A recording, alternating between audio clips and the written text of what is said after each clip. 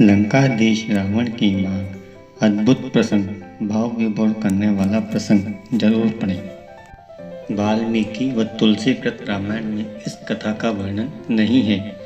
तमिल भाषा में लिखी महर्षि कंबन की ई रामावतारम में यह कथा है। रावण शिव भक्त, विद्वान एवं वीर ही नहीं, अति मानववादी भी था। उसे भविष्य का पता था। वह जानता था कि श्री राम से पाना उसके लिए असंभव है। जब श्री राम ने खरदूषण का सहजी वध कर दिया, तब तुलसीकृत रामायण में भी रावण के मन भाव लिखे हैं। खरदूषण मोई सम बलवंता, तिनहि को मारई बिनु भगवंता। रावण के पास जामवंत जी को आचार्य पद का निमंत्रण देने के लिए लंका भेजा गया। जामवंत जी दीर्घाकार थे। वे आकार में कुंभकर्ण से तनिक ही छोटे थे। लंका में प्रहरी भी हाथ जोड़कर मार्ग दिखा रहे थे। इस प्रकार जामवंत जी को किसी से कुछ पूछना नहीं पड़ा। स्वयं रावण को राजद्वार स्वागत का उपक्रम करते देख जामवंत ने मुस्कुराते हुए कहा कि मैं अभिनंदन का पात्र नहीं हूँ। मैं वनवासी राम का दूत बनकर आया हूँ। उन्होंने तुम्हें सादर प्रणाम कहा है। रावण ने सविनय कहा, आप हमारे पितामह के भाई हैं। इस नाते आप हमारे पूज्य हैं। आप कृपया आसन ग्रहण करें। यदि आप मेरा निवेदन स्वीकार कर लेंगे, तभी संभवतः मैं भी आपका संदेश सावधानी से सुन सकूंगा। जामवंत ने कोई आपत्ति नहीं की। उन्होंने आसन ग्रहण किया। रावण ने भी अपना स्थान ग्रहण किया। तदुपरांत उन्होंने सुनाया कि वनवासी राम ने सागर सेतु निर्माण के उपरांत अब यथाशीघ्र महेश्वर लिंग विग्रह की स्थापना करना चाहते हैं। इस अनुष्ठान को संपन्न कराने के लिए उन्होंने ब्राह्मण, वैदिज्ञ, शैव ब्राह्मण को आचार्य पद पर वरण करने की इच्छा प्रकट की है। मैं उनकी ओर से आपको आमंत्रित करने आया हूँ।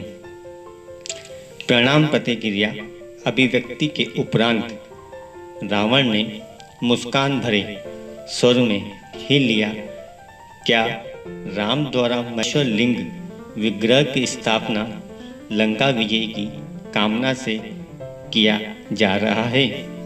बिल्कुल ठीक। श्री राम की महेश्वर के चरणों में पूर्ण भक्ति है।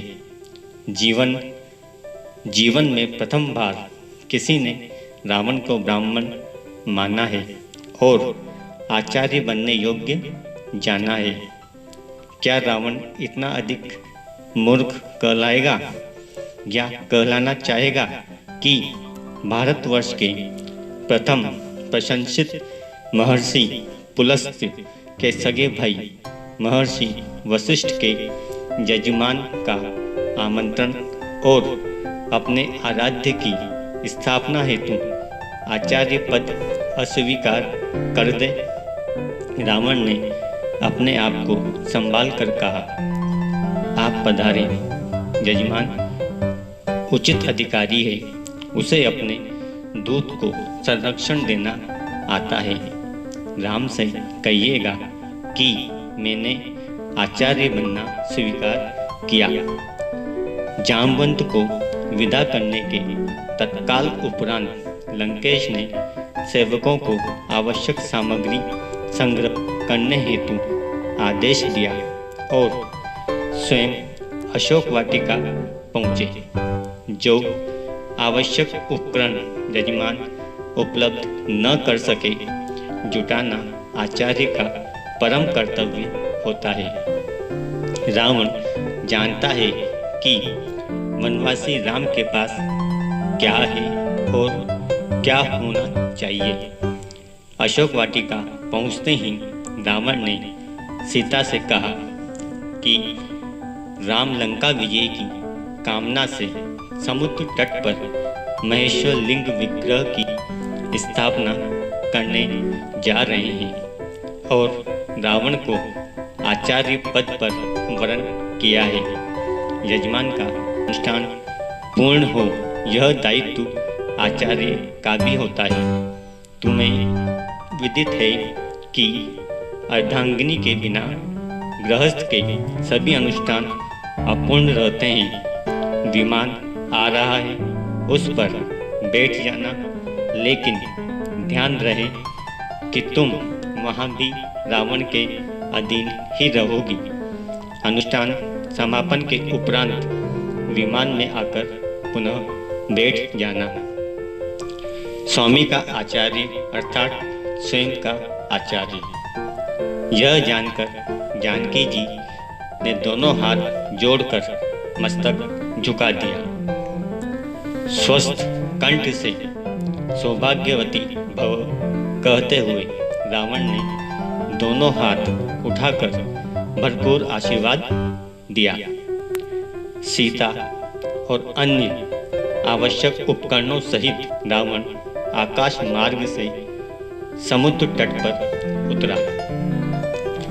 आदेश मिलने पर आना कहकर सीता को उन्होंने विमान में ही छोड़ा और स्वयं राम के सन्मुख पहुँचे। जामवंत से संदेश पाकर भाई, मित्र और सेना सहित श्री राम स्वागत सत्कार हेतु पहले से ही तत्पर थे। सन्मुख होते ही वनवासी राम ने दशग्रीव को हाथ जोड़कर प्रणाम किया। दीर्घायु भव, लंका विजयी भव। दशग्रीव के आशीर्वचनों ने सबको चौंका दिया। सुग्रीव ही नहीं, विभीषण की भी उन्होंने उपेक्षा कर दी, जैसे वो वहाँ हो ही नहीं। भूमि शोधन के उपरांत रावणाचार्य ने कहा, यजमान, अर्धांगिनी कहाँ है? उन्हें यथास्थान आसन दें। श्री राम ने मस्तक झुकाते हुए हाथ जोड़कर अत्यंत विनम्र स्वर में प्रार्थना की कि यदि यजमान असमर्थ हो तो योग्याचार्य सर्वोत्कृष्ट विकल्प के अभाव में अन्य समकक्ष विकल्प से भी तो अनुष्ठान संपादन कर सकते हैं। अवश्य अवश्य, किंतु अन्य विकल्प के अभाव में ऐसा संभव है, प्रमुख विकल्प के अभाव में नहीं। यदि तुम अविवाहित, विधुर अथवा परित्यक्त होते तो ऐसा संभव था। इन सबके अतिरिक्त तुम सन्यासी भी नहीं हो और पत्नीहीन वानप्रस्थ का भी तुमने व्रत नहीं लिया है। इन परिस्थितियों में पत्नीहीन अनुष्ठान तुम कैसे कर सकते हो? कोई उपाय आचार्य? आचार्य आवश्यक उपकरण, साधन, अनुष्ठान के उपरांत वापस ले जाते हैं। स्वीकार हो तो किसी को भेज दो। सागर के निकट पुष्प विमान में यजमान पत्नी विराजमान है। श्री राम ने हाथ जोड़कर मस्तक झुकाते हुए मौन भाव से इस सर्वश्रेष्ठ युक्ति को स्वीकार किया। श्री रामादेश के परिपालन में विभीषण मंत्रियों सहित पुष्पक विमान तक गए और सीता सहित लौटे। अर्ध यजमान के पार्श्व में बैठो। अर्ध यजमान। आचार्य के इस आदेश का वैदेही ने पालन किया। गणपति पूजन, कलश स्थापना, नवग्रह पूजन उपरांत आचार्य ने पूछा, लिंग कहाँ है? यजमान ने निवेदन किया कि उसे लेने गत रात्रि के प्रथम पहर से पवन पुत्र कैलाश गए हुए हैं, अभी तक लौटे नहीं हैं, आते ही होंगे। आचार्य ने आदेश दिया, विलंब नहीं किया जा सकता, उत्तम मुहूर्त उपस्थित है, इसलिए अविलंब यजमान पत्नी बालू का लिंग विग्रह स्वयं बना ले। जनक नंदिनी ने स्वयं के कर कमलों से समुद्र की आद्र रेणुकाओं से आचार्य के निर्देशानुसार यथेष्ट लिंग विग्रह निर्मित किया। यजमान द्वारा रेणुकाओं का आधार पीठ बनाया गया। श्री सीताराम ने वहीं महेश्वर लिंग विग्रह स्थापित किया। आचार्य ने परिपूर्ण विधि विधान के साथ अनुष्ठान संपन्न कराया। अब आती है बारी आचार्य की दक्षिणा की। श्री राम ने पूछा, आपकी दक्षिणा? पुनः एक बार फिर सभी को चौंकाया आचार्य के शब्दों ने। घबराओ नहीं यजमान, स्वर्णपुरी के मालिक की दक्षिणा संपत्ति नहीं हो सकती। आचार्य जानते हैं कि उनका यजमान वर्तमान में वनवासी है, लेकिन फिर भी राम अपने आचार्य की जो भी मांग हो उसे पूर्ण करने की प्रतिज्ञा करता है। आचार्य जब मृत्युशैया ग्रहण करे तब यजमान सम्मुख उपस्थित रहे।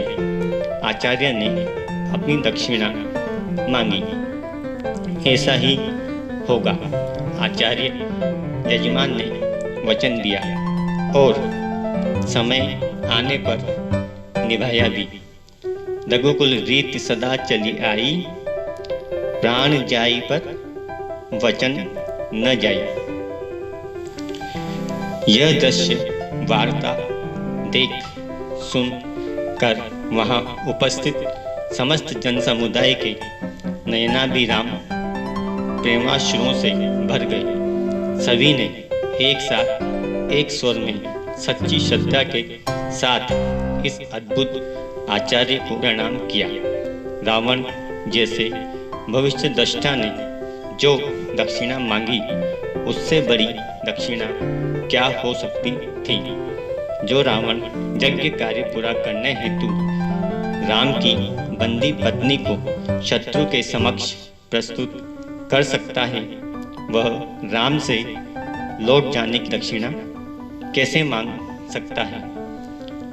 रामेश्वरम देव स्थान में लिखा हुआ है कि इस ज्योतिर्लिंग की स्थापना श्री राम ने रावण द्वारा करवाई थी। जय श्री राम।